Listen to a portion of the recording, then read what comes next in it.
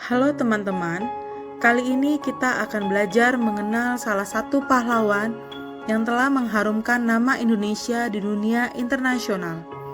Tentunya, sebagai calon ASN, kita dapat mengadaptasi perilaku beliau berdasarkan prinsip berakhlak, di mana berakhlak adalah kepanjangan dari berorientasi pelayanan, akuntabel, kompeten, harmonis, loyal, adaptif, dan kolaboratif.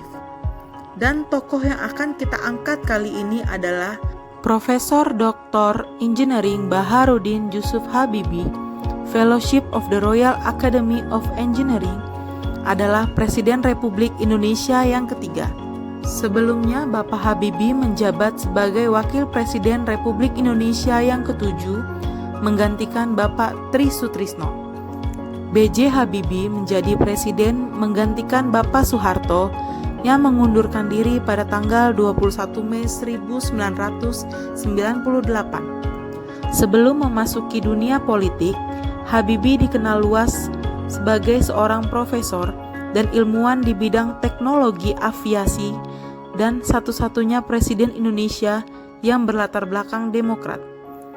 Tentu saja, banyak yang dapat kita contoh dari Bapak Habibie terkait prinsip berakhlak, yaitu pertama, berorientasi pelayanan.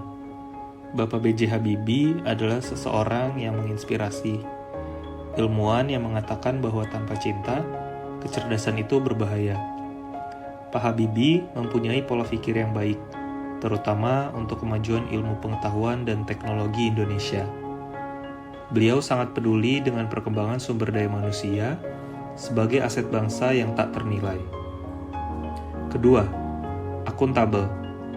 Dalam kepemimpinan Bapak B.J. Habibie, negara kita sedang berada dalam krisis moneter yang terjadi secara masif. Namun, beliau berhasil mengatasinya.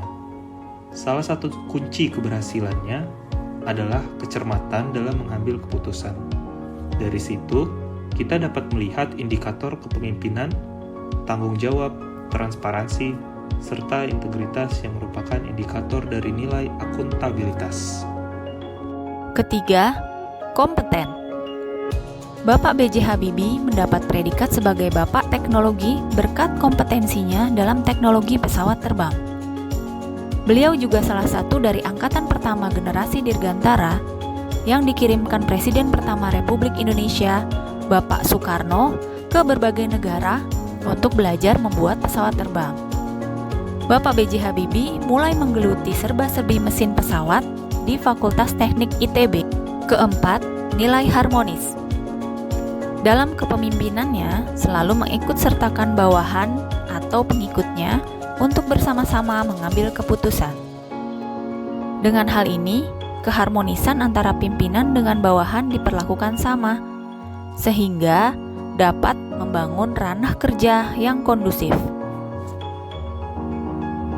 Nilai loyalitas tidak bisa kita pisahkan dari sosok B.J. Habibie.